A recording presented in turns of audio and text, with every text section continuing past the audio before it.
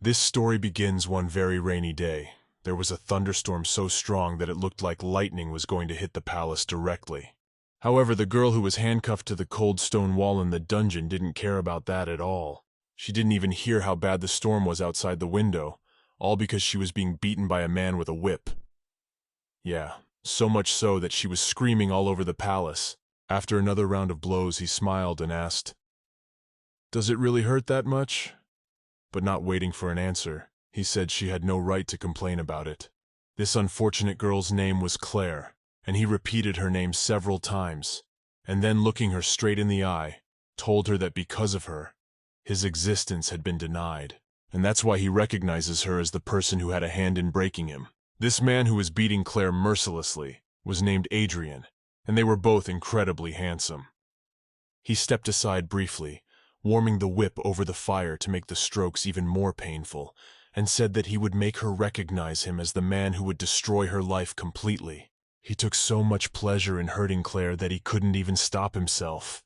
When the stick was as hot as it needed to be, he walked over to her and quickly moved the hair away from her face, which was incredibly emaciated. The girl didn't even have the strength to swing away from him. She just hung there and stared at him.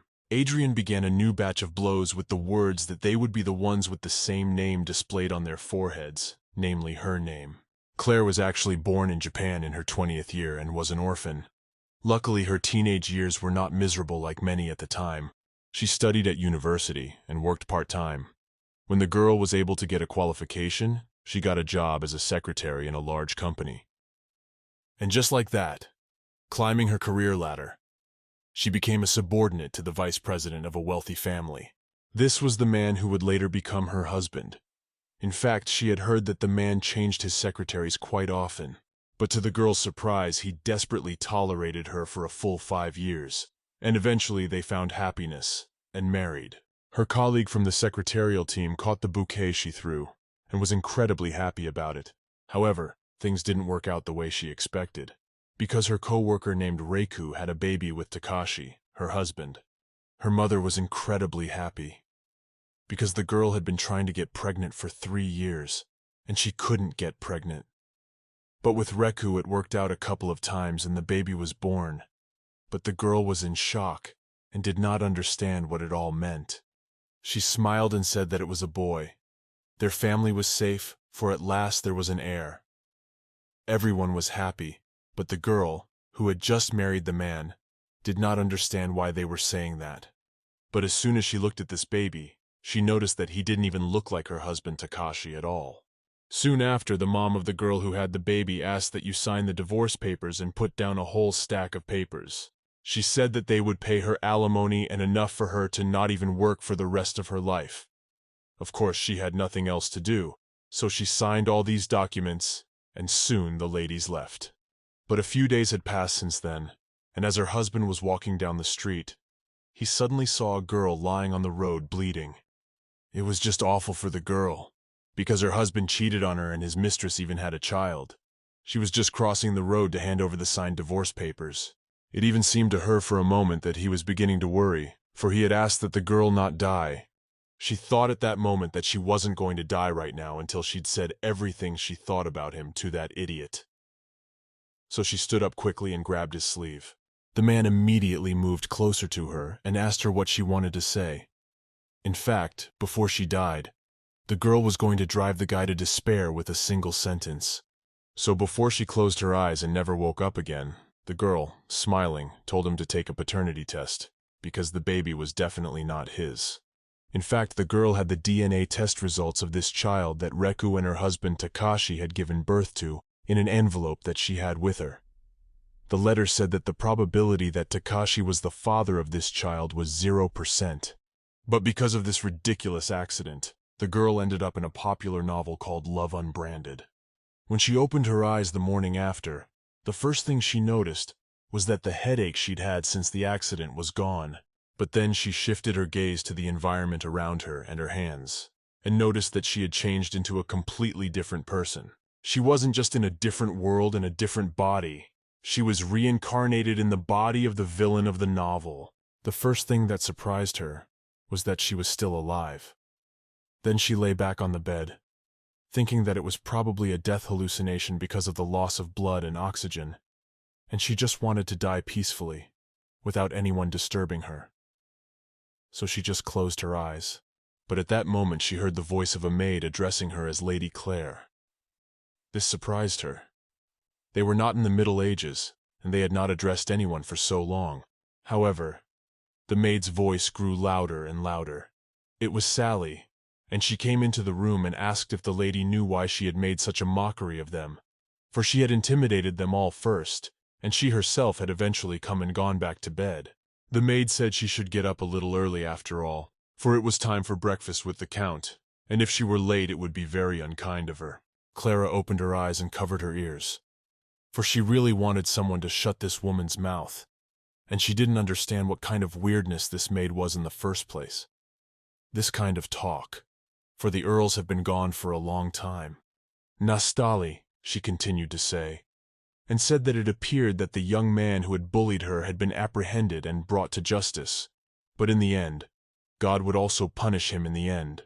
Claire covered her ears, but she could still hear the chatter from this maid, who said that the doctor had also been told that she was very worried, and that was why she went to bed so early.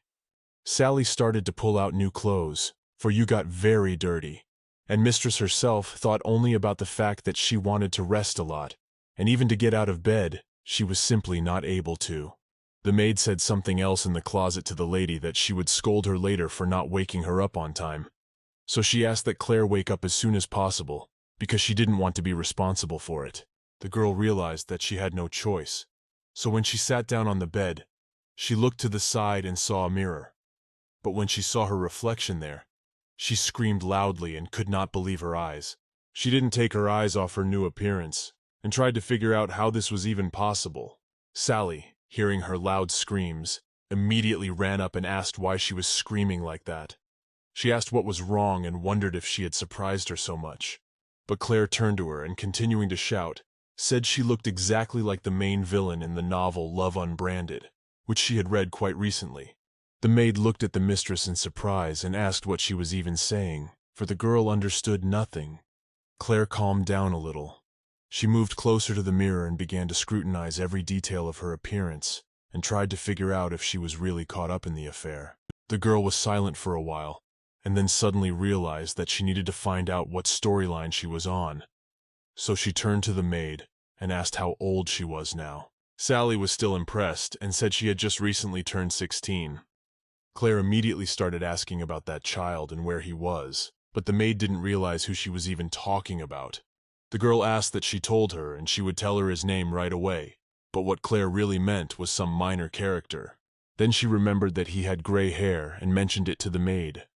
But Sally looked only at her mistress in surprise for some time. Then the maid sighed heavily and told the lady that she didn't know what she was talking about at all.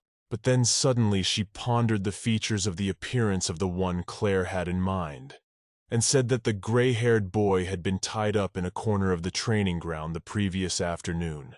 She also added that he had probably died there a long time ago during that time, and when Claire heard that, she started screaming loudly in horror. She quickly got out of bed and told the maid that they were heading over there to see him right now. Sally did not contradict Mistress, so she went to the closet to get her clothes for the street and said she understood.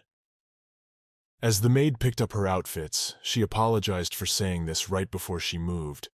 But she really wondered why she felt sorry for this boy, because she thought no one cared about him. When Sally didn't hear a response in her direction, she immediately turned and saw Claire just walking away in her night pajamas. She turned to Mistress in surprise and asked where she was going to go dressed like that. Well, the girl didn't listen to her. She walked on without stopping, thinking only that if she was 16 years old at the moment, he must be 17 by now. The maid quickly picked out one of the outfits and immediately ran after Mistress, who had already gone outside. Claire at this point hoped the boy didn't think she'd already managed to brand his face. Sally quickly ran up to her and asked her to wait. She threw a sweater over her shoulders, telling her that if she went out in such light clothing, she was sure to catch a cold. But Claire wasn't listening to her. She was thinking only of her own business and the fact that she had to push the maid to her destination. So she quickly turned to the maid and said that instead of making noise, she had better lead her in the right direction. Sally was a little surprised at her mistress's haste, but said she would be right there.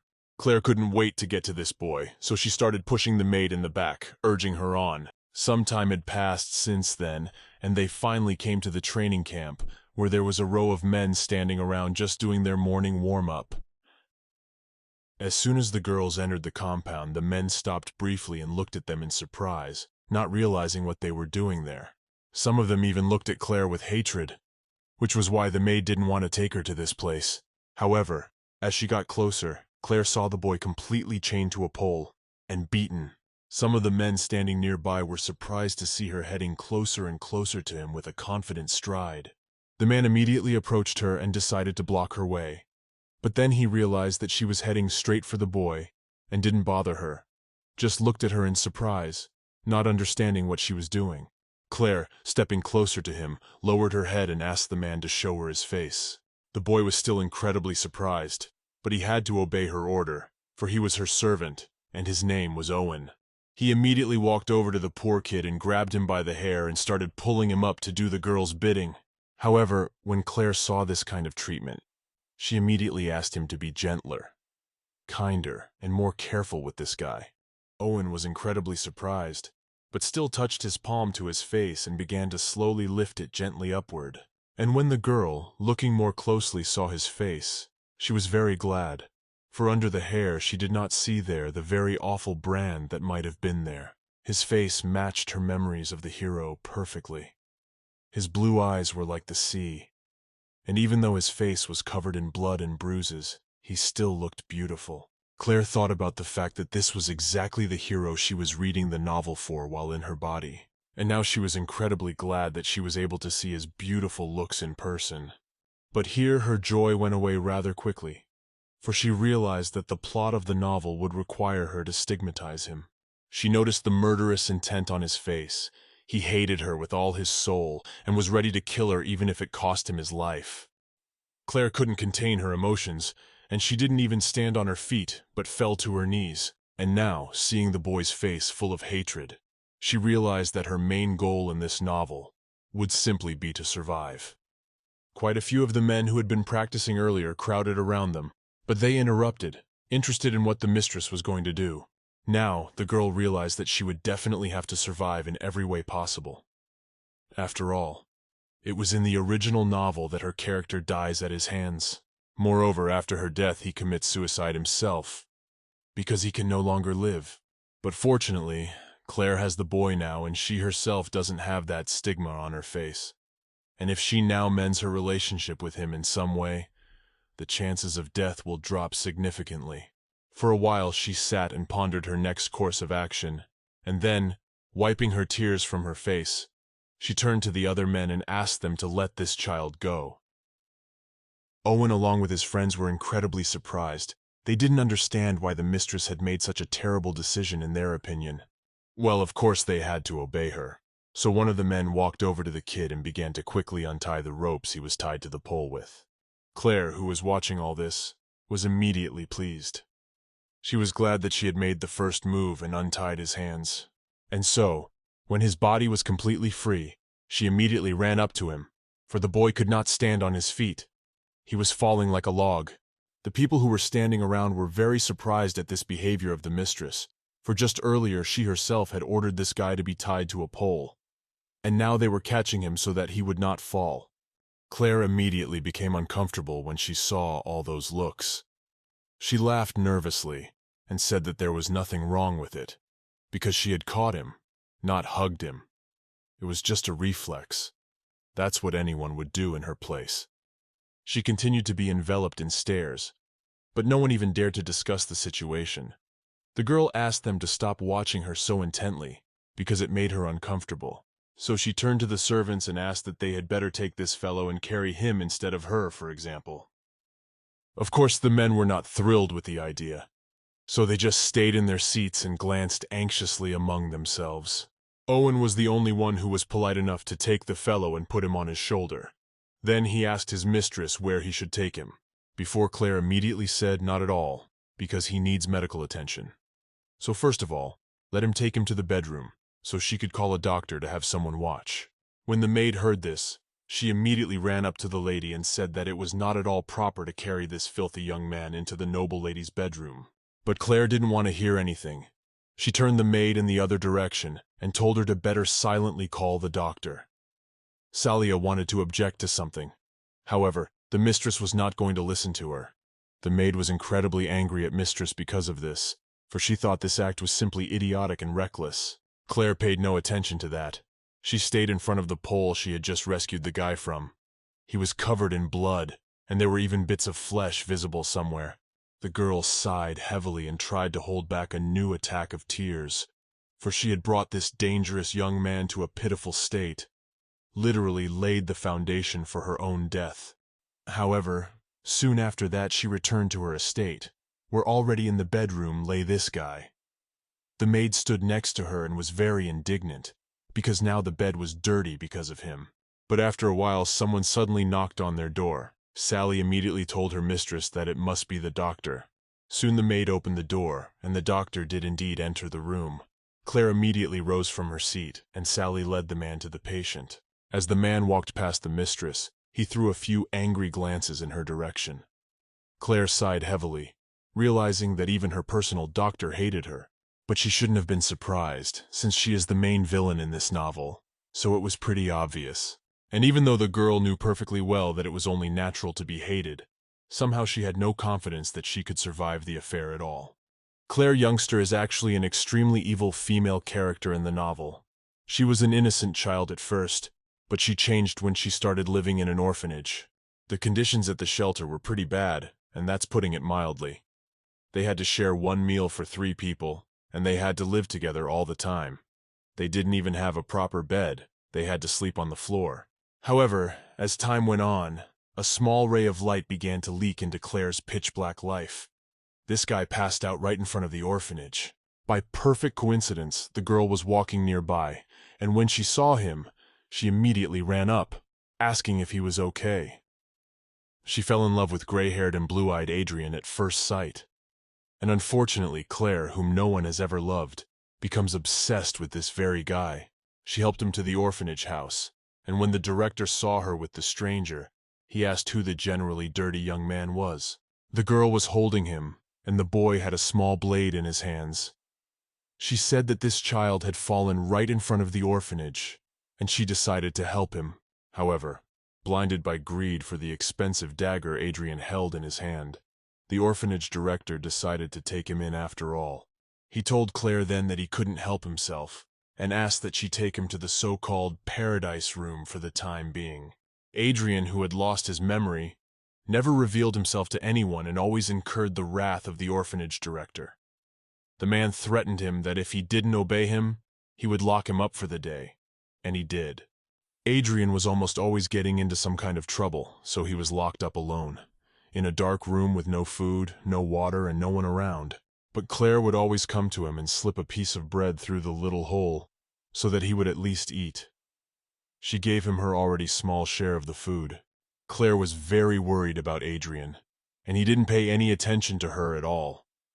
This made the girl nervous all the time, and the year she finally turned 14, Hubert Yastern, her birth father, came to visit Claire. Of all the earls in the kingdom of Youngstern, he was one of the most famous, and Claire was the illegitimate daughter of just such a man.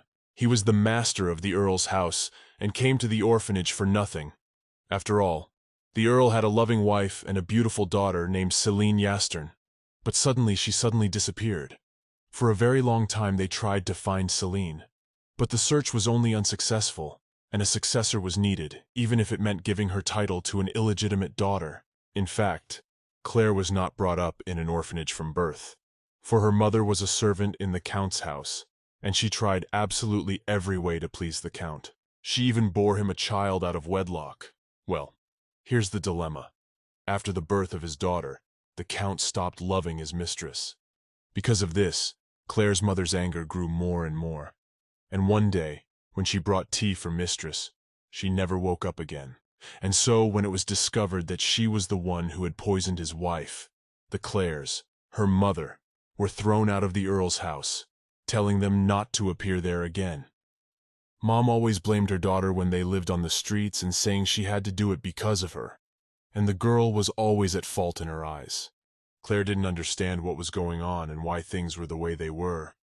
Why her own mother was blaming her for them being kicked out of the house. Her mother couldn't take the hardship, so she just took her own life. And that's how Claire ended up in the orphanage. Well now, when the girl turned 14 and had to return to the Earl's house, she had, of course, already taken Adrien with her. As they rode in the carriage, she decided to strike up a conversation. Claire smiled and said that it looked like they were finally leaving the orphanage and living a normal life. She considered it an incredible opportunity, but the boy answered nothing to that. And one day, in a cold voice, he asked her why she always tried so hard that she even crossed all the boundaries. When she heard this, she was very surprised and questioned what he even meant. But without waiting for an answer, she also said that she had actually pulled him out of the hole. So he should at least thank her a little, for starters. And at that moment, because of strong emotions and everything else, swept up in power, the Count's daughter Claire starts whipping poor Adrien in the face. And now, when the girl thinks about all this, she doesn't understand why she even read such a complicated and confusing novel. By then the doctor had left, and she remembered that he had mentioned that the guy was dehydrated, so she needs to moisten his lips with a cloth. So she began to nurse him back to health, thinking that she couldn't let her beloved Adrien die through her own fault. When she touched the cool cloth to his lips, the boy mewled, then suddenly realized something was wrong and immediately opened his eyes. He scooted up on the bed, and when he saw the girl's hand, he immediately slapped it so she wouldn't even touch him. Adrien looked surprised at Claire, who didn't understand what was going on, and asked why she was acting like this. But the girl didn't show any sign that she was frightened. She walked over and poured water into a glass, handing it to him, saying that he was thirsty, so let him take it. Adrien looked at the glass of water in surprise. He was actually incredibly thirsty. But then he was suddenly alert. He looked at her and asked, "Is she giving him some kind of poison to make him die?" The boy turned away from her, refusing to take that water. The girl looked at him in surprise, not understanding why he didn't trust her. But then she remembered her reputation. Claire decided to prove it to him after all. She picked up this glass of water and started drinking. She realized that their lives were at stake, so she had to win his trust. When there was only a little water left in the glass, she stopped drinking. Despite his eyes, she asked him if he was sure there was no poison in the liquid. So she handed him a glass of water again and told him that he could drink it safely, for his body was very exhausted and he needed to replenish his water balance. Adrien hesitated for a while, but then his thirst took over and he began to drink the water from the glass in a gulp. He then got out of bed and asked where the man was in general, and began looking around to see where he could run to in case of emergency. Claire explained that they were in his room, and she didn't think there was a better place than this to treat him. When she saw him about to leave, she told him to go back to bed, because he needed more rest. He was too exhausted. But Adrien paced confidently and said it shouldn't concern her, so he asked her to stay out of his personal business. But at that moment the boy suddenly felt very bad and started to fall. Claire noticed it in time, so she ran over and picked him up. He immediately began waving her away and asked in a menacing voice that she keep her hands to herself. Claire immediately threw her hands up in the air and said she understood and wouldn't try too hard. She thought about the fact that his impression of the heroine was even worse than she'd realized, and that would make her job a little harder. She said in a quiet voice that she would not have to do anything long now, and that she would let him stay and not do anything stupid.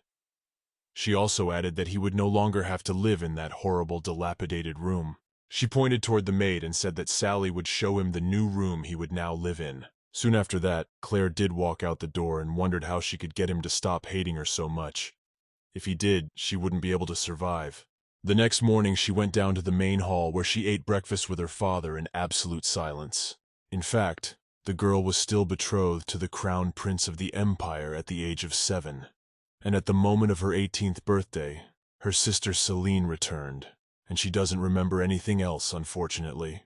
In fact, if she had known she was going to get into this world, she would have read the novel more carefully so it would be much easier for her to navigate now. Opposite her sat Hubert Yastern, who was an earl and her own father.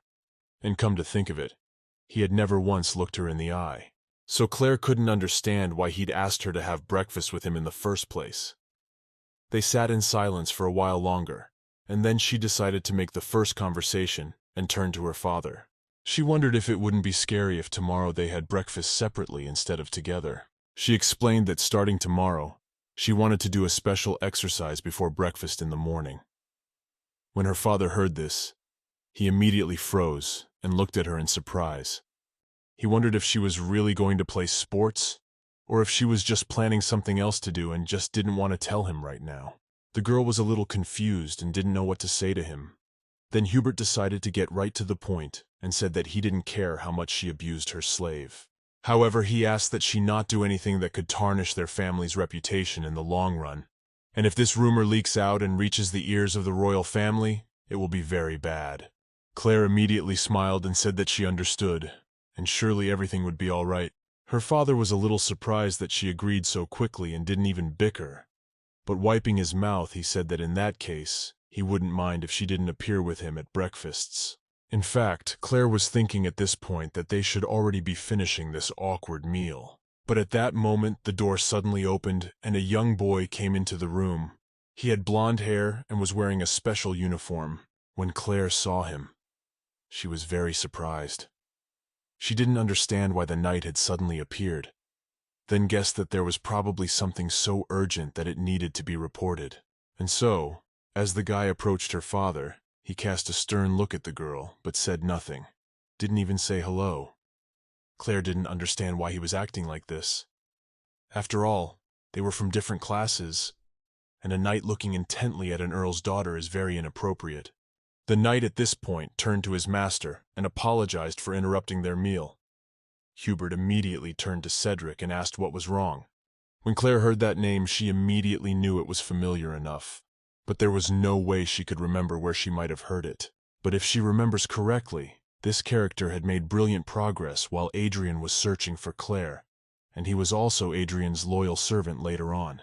Cedric is a loyal knight of the House of Yastern. He is a character who takes a strong dislike to a girl for killing her sister. And so, when the girl remembered this information, she was ready to scream with horror, because it could very well end badly. The girl was able to slip out of that breakfast and was sure that the reason for his resentment toward Claire was precisely because of his sister's death. But she didn't know what the girl had done to Cedric's sister in the original story, because she didn't really remember that moment. In fact, one day, Cedric's kind-hearted sister brought food for Adrien without Claire's knowledge, and when the girl found out about it, she didn't pay attention. However, the problem was that Adrien thought the girl was funny and laughed because of some joke she made. When Claire saw this, she got very angry and flogged the girl for such behavior. In fact, she was just jealous, and after that, the poor thing was sent straight to a labor camp. When she thought of all this, Claire suddenly started screaming loudly, calling Sally to her. The maid, who was nearby, was very surprised. She went into Mistress's room and asked why she was shouting like that. Claire decided to get right to the point and asked if she could ride a horse. Sally said that of course she could, because she had taken private lessons, and she had been riding horses ever since. Then she asked the maid to tell the Wogo to prepare 2 horses and wait for her at the main gate. Sally, hearing this, was very much surprised. Then she inquired what the young lady was planning this time. Claire told him that she had a very important case to solve, and asked that he ask less questions and do more business. Soon afterwards, she went outside and saw Ares, who had already brought out 2 horses for her. When she greeted him and called him by name, the man was very surprised, for she had never done that before. But at that moment he bowed and greeted the young lady. Claire asked if he knew where Edric's sister, whom she had recently sent to a special camp, was. The man, without raising his head, said of course he knew. She was doing hard work in hellish conditions. Claire said that she understood everything, and again reflected on the situation for a few days. She realized that she had gone way overboard with the punishment for this little girl. Ares was very surprised to hear this, but didn't say anything to her. The girl, in turn, replied that they needed to get that little girl back. She also added that if he wanted to continue to work on their estate, she would of course let him. However, he might have another place where he would like to work. That way she would understand and accept it all, and would not scold him. The guy was incredibly surprised, so he decided to just do her bidding, and they hit the road to this little girl.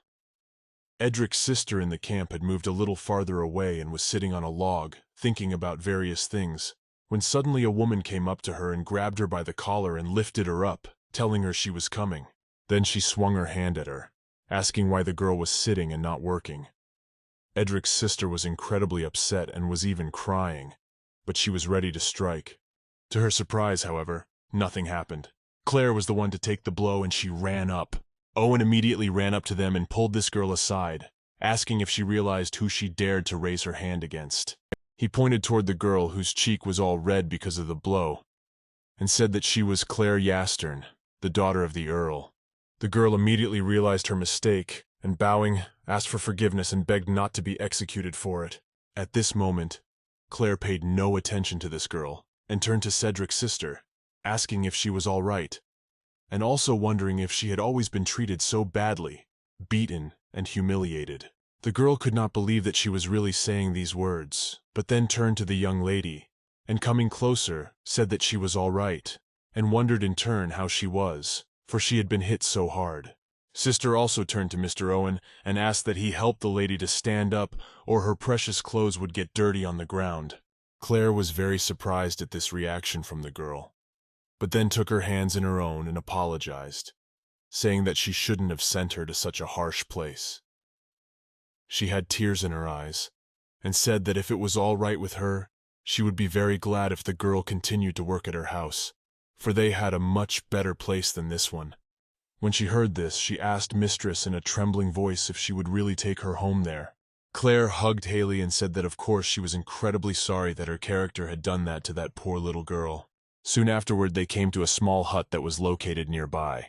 When Claire went inside, she turned to her assistant and told her that luckily her Haley's wound wasn't very bad, but with proper treatment, she would heal quickly and not even scarred.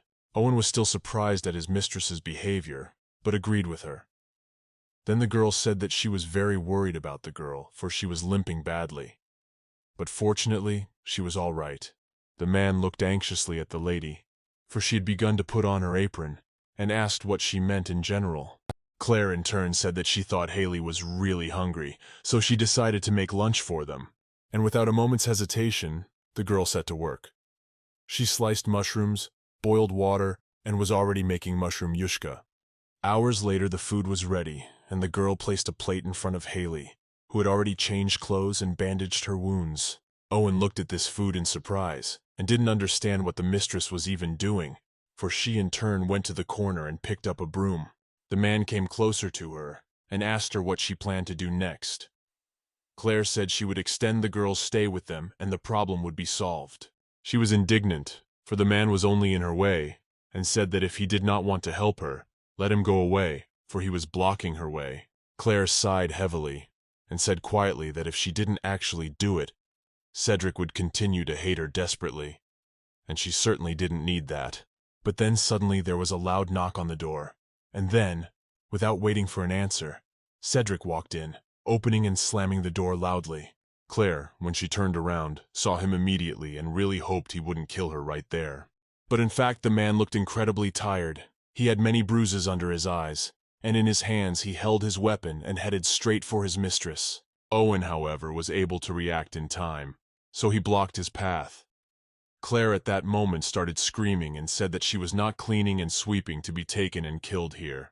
The man turned to Cedric and told him to calm down, because Haley was back. She had eaten dinner and was resting in her room. When the man heard this, he immediately put his weapon away in a special pouch. He slowly approached Claire, but he didn't say anything. In fact, his gaze spoke for him. It was as if he were telling her that if she did anything to his sister again, he would find her, and the girl would be a mess. The aide immediately started yelling at him and told Cedric to stop. After all, she is the daughter of an Earl, and he has no right to talk about her like that. The man, not to say anything else unnecessary, turned around and started to walk away. As he walked out the door, Carol walked quickly over to Owen and grabbed his arm with a strong grip. The man looked at her in surprise, not knowing what was going on or why she was so scared. However, Carol said it was time for them to go, and they did indeed set off on their journey back to the manor. They returned when it was very dark. Carol stood at the entrance to the manor and said goodbye to her horse. She thanked the animal heartily for its hard work and stroked it so the horse wouldn't get angry. Owen, who had been standing nearby all this time, looked at the girl in surprise, not understanding what had happened to her, for she was acting completely different from before. Carol stood by the horse for a while longer. Then she turned and started to walk away. The man followed her, wondering where she was going. But she said that it had been a very hard day and he must be tired, so he'd better go and rest, and she would go to Adrien herself. The man started to protest and said that he wanted to accompany her. She smiled and looked at him and asked if it was true. Owen felt a little uneasy. Seeing her stare, he just looked away. The girl realized she was embarrassing him, so they went on in silence. In fact, Carol felt terrible. After all, it's so ugly when a person turns away from you. Once she had smiled at him sincerely, and that thought makes her not want to be alone with Adrien. Not even that. She was afraid to do it, because she didn't know what he'd be capable of if he didn't like it. So she was incredibly grateful that the man had agreed to accompany her. Soon they were upstairs in the room where Adrien was supposed to be. Carol just stood there for a while. Then she knocked on the door and opened it, telling the man she was coming in. But as soon as she opened the door fully, she saw Adrien just lying on the bed.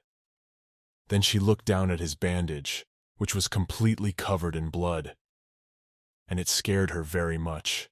She immediately turned to Owen, asking why they had brought him to this state and why no one was watching him. She also asked him to call a doctor right away, because every minute counted. The man immediately bowed and said he would call him right away. Claire began to unwind the wound slowly and saw that it was quite deep, for there was a great deal of blood. But she remembered that in the novel, Adrien dies without being loved by anyone, and without ever having loved anyone. But she still didn't understand, even if it was a romance, why this wonderful child was prepared for such a cruel fate. Why doesn't he deserve to be loved like everyone else, to live a happy life? She stood beside him and apologized, saying that if she had been there for him, this definitely wouldn't have happened. Suddenly she noticed that he had opened his eyes. Claire was immediately glad that he was awake. But then she asked him to wait a little longer, because the doctor was on his way. The guy just stared at her for a while. Then he yelled at her to get away from him. But luckily for her, the assistant had already returned with the doctor. Owen came closer to her and told her that he had just brought the doctor. The doctor stepped closer and, bowing, inquired why they had called him. Claire was incredibly annoyed and asked why, after he had treated him, he had left him with such a serious injury unattended. The doctor was very surprised, but then told the young lady that maybe she didn't know. But he doesn't heal slaves, so he obviously didn't come to this place to heal some slave. Claire, when she heard this, was so surprised that she couldn't even say a word. Then she heard the assistant's voice behind her, telling her to give the order. The girl looked at him in surprise and asked what order we were talking about. But when she saw his stern look, she immediately realized what it was about. So she turned to the doctor and began to order him, telling him to cure the young man, for she would attend to him until he was fully recovered. The doctor immediately put his head down and said that since it was her order, he would do it. The lady in turn turned to the assistant and thanked him for his help. The man said nothing, but bowed. The girl at that moment thought about the fact that it was rather difficult and energy-consuming to atone for a crime that she herself had not committed. And at that moment she felt incredibly tired. After a while, the girl went back to her room and thought about the fact that in order to survive in this world, she needed to get rid of Adrien's resentment toward her first. If she couldn't do that, it wouldn't work. But then she suddenly remembered the short sword that Adrien had held in his hand just before he died. So it must have been a very valuable and important object that he had treasured. Then she looked over at Sally, who was just preparing her bedclothes for bed, and remembered that she'd been in that orphanage too, and Claire had brought her home with Adrien. So the girl immediately approached her and said she wanted to ask her about the orphanage where they lived. Sally was immediately wary and asked if she wanted to ask what was wrong with the place, and asked that Mistress just not tell her that she wanted her back there. Claire was surprised and said that she needn't worry, as she wasn't going to take her back there, and asked her turn to the maid if she didn't want to get revenge on all of them there. The girl was surprised, but said she wouldn't mind that. Claire asked if she wished there were more children like them, and since they had the opportunity, they should take it. The maid suddenly became frightened and asked if the lady wanted to go to that horrible place. And Sally didn't think twice and started screaming, saying she was never going in there and wouldn't even go near the doorstep. Claire sighed heavily and realized that her injury was too strong and she was unlikely to go with her. So they turned around, and the girl suggested that the maid go to the training ground for the time being. Sally, in her turn, as she walked, kept crying, for the memories of the orphanage were terrifying to her. Shortly afterward, they returned to the training area, and the first thing Claire saw was Adrien cleaning his weapon. She wondered if perhaps it was the effect of being transported into this girl's body, but her senses grew stronger each time, and her body froze at the sight of him. Of course, it wasn't as exciting and strong as falling in love, but it was still strange. Suddenly, Owen came up to them, and when he saw the lady, he immediately wondered if something had happened to her. She in turn turned to him and asked if he was very busy right now. The man replied that even if he was busy, the lady's orders came first, so he asked that she tell him why she had come. The girl was immediately pleased that he would be free, and said that she would like to go with him to the orphanage. The man looked at her in surprise and asked if she really meant the Vincent shelter, and wondered why she wanted to go. Claire explained that she wanted to find out something there, because it seemed that the director of the orphanage was abusing the children. When she said that, it was incredibly sad, and at the same time, the very serious atmosphere around them became suddenly gloomy. Owen, when he saw her worried face, said that they would get ready to move out right away. The girl thanked him, and they turned and started to leave with the maid. At that moment, another guy came up to the man and asked what had happened. He also asked if the lady had given some strange order again. Owen turned around and saw Cedric and said that that wasn't really the point. The young lady wanted to go to the orphanage from which she had been taken, so he asked that he prepare for that trip as well. The man, of course, didn't like all of this very much, so he angrily stepped aside. He started to walk past Adrien, who was sitting and cleaning his weapon. Then the boy dared and approached him, asking if he remembered correctly that he had said he was from the same orphanage as Claire. And he added that he had noticed that lady had been acting rather strangely lately. He also started to polish his weapon and said that it was very interesting why she wanted to go to this orphanage. When Adrien heard this, he was immediately interested in this guy. He put his case aside and walked over to Cedric and said that in that case, he too would go to that orphanage. The boy looked at him in surprise, not understanding why he needed all this, but soon everyone was ready, and they set off on the long journey to that awful place. Claire rode ahead and thought about how incredibly lucky she was to have 2 knights to accompany her. But in fact, she had never imagined that Adrien would want to go too. Of course, her plan to find his dagger in secret and surprise him had failed, and that annoyed her greatly. As they were driving, Owen suddenly turned to her and said that she was because of that orphanage too, and wondered if she had been mistreated in that place too. The girl immediately looked at him and said it was very bad. And not only with her, with all the children who were there, the treatment was just awful. She wasn't really sure if it was true, but she remembered that it had been mentioned in a novel. When the man saw her worried face, he asked if she was all right. Claire was silent for a while. Then, hesitating, she said she was fine. After that, the girl added that in fact, despite the fact that she knew about the fact that children were mistreated there, but until now she had not made any attempt to fix things. Therefore, she is very sorry that she waited so long for this. Adrien, who was riding behind, heard about all this and became a little sad. He began to remember everything that had happened to him at the orphanage, and realized that it was really a terrible place. Some time had passed since then, and they finally arrived at the orphanage. When Claire got out and started to walk to the door, she saw a little girl sitting on the doorstep. She came close to her and said hello. The girl, hearing her pleasant and kind voice, immediately looked at her. Claire smiled and said she had lived there too, and asked if she liked life at the shelter, as well as what her name was and how old she was. Her name was Amy, and she introduced herself, and said she was 6 years old. The girl said she had a very pretty name, and asked if she knew where Principal Vincent was.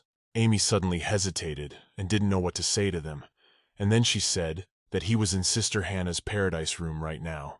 When Adrien heard those words, he immediately became alert and frightened. Claire also became more serious and thought about this paradise room, for it was not really a paradise room, so she dropped everything and immediately ran that way. In fact, in the novel, the paradise room was described as the room that the children in the orphanage feared most. The orphanage basically existed only because of the support of the Empire, so the director in public behaved very modestly and quietly. But in secret he committed atrocities against the children. So Claire ran quickly enough to this room, and for some time just stood and looked at it. She didn't dare to go in there, because it was hard enough to do morally. And after a while, she did adjust, and was about to open the door to go inside, when suddenly someone grabbed her arm, pulled her close, and closed her eyes.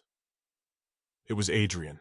He moved closer to her and whispered in her ear that she was not to look at it in any way. At that moment, the man who was just beating the poor child saw that someone had come in. He turned around and started to worry, because he hoped that no one would notice what he was doing. The principal approached the boy and the girl who were standing nearby and wondered who they were, but looking more closely at Adrien's face, he recognized him and was very surprised. Claire in turn realized that all the bad stuff was over and she could watch. So when she looked out of Adrien's hand, she saw the picture she didn't want to see happen.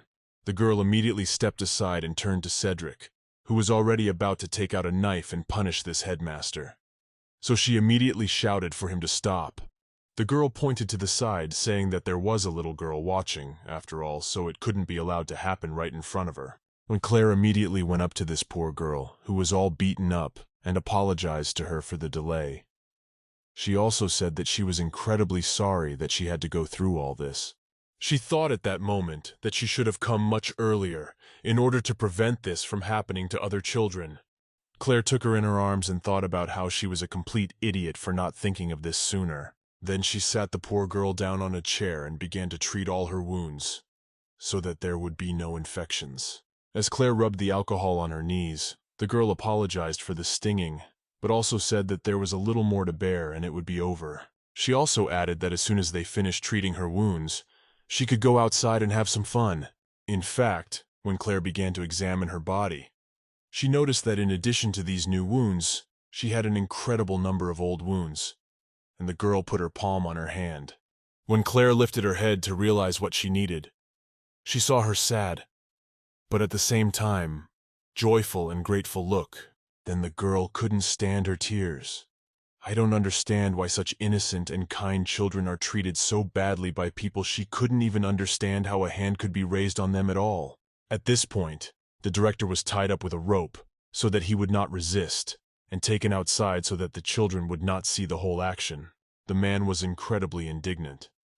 He tried to resist at first, but then realized that it was useless. Then when he looked to the side, he saw that Claire had approached him, and he said hello to her.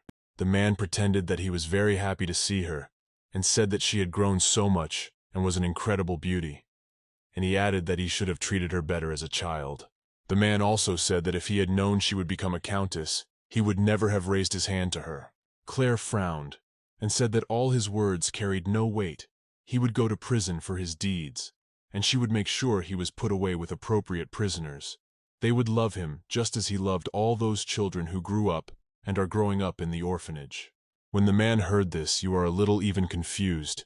He realized that to persuade her will not work, so he did not even know what to do. For a while, we were silent. After that, he asked Claire to spare him, for if it were not for him, she would surely die of hunger and cold in the street. However, the girl interrupted him and asked him to stop making noise already, because his fate was predetermined, and it was better to tell him where he kept that dagger after all. Then the headmaster smiled and said that there was so much jewelry on that dagger that one could guess that it had something to do with the palace, and apparently Adrien wasn't the only one who liked it. So he asked how the girl knew it even existed. He smiled wickedly and said that it was rather suspicious that she had started asking about him all of a sudden. Claire could not stand it all, so she turned to Owen and Cedric and asked them to take the man to the guards immediately. At this point, the principal began to be lifted up by his arms, and he continued to shout, saying that the girl was hiding something, and he was sure to find out what it was. Claire in turn turned around and didn't even want to look him in the face, because he was such an unpleasant person. In fact, the director of the orphanage, Vincent, was even worse than she thought, for evidence of his so-called murky schemes was found in the drawers of his office. Besides, the Earl youngster family testified, and he was put in prison as a girl and asked with the worst prisoners. And she had the maids buy a lot of food, so they were able to feed all those poor children from the orphanage. Eventually, all those maids who worked at the orphanage were fired, and Claire instructed her assistants to find them a new manager to take care of the orphanage's children. Soon, when Claire returned to the orphanage, she saw happy and cheerful children who were able to play safely in the fresh air and live their lives happily, even in such a difficult time. In fact, she even gets a little scared when things go so easily. But she's happy about one thing for sure. She was finally able to find the dagger, and finding it was easier than the girl could have expected. Since this dagger was a jewel that is associated with the palace, no one sold it because they were afraid of being exposed. And so, when Claire was visiting the orphanage and she saw Adrien looking worriedly somewhere in the distance, she immediately went over to give him his things. She held out the dagger to him and said she had brought it for the boy. Adrien just stared at it for a while, but then he picked it up and wanted to say something to the girl. But he changed his mind. He stared at the dagger with a sad look, then turned his gaze to Claire. But the girl, when she looked more closely at his expression, noticed that in all this time Adrien finally had some emotions, even though they weren't much of a joy. When all business was finished at the shelter, the girl sat herself back on her horse, glad that she had time to get everything done quickly. But despite all this, Claire was very tired, because she had planned a lot of things to do for this day, so her arms and body couldn't stand it. It was so tense that it even started to shake. Owen, who was sitting behind her, noticed this, and then he apologized and jumped in behind her so that they could drive normally. Claire was very surprised when she felt his body behind her, but she didn't say anything. The man himself turned to Adrien and told him to ride his horse. The girl turned to him in a whisper and asked him what he was doing. Owen said she would have to be patient, for there were not many horses, and she needed help. She felt very tired and asked if she could lean on him. When the man nodded, she leaned against his chest. Claire closed her eyes and thought about the fact that she had come to this place to find the dagger and give it to Adrien.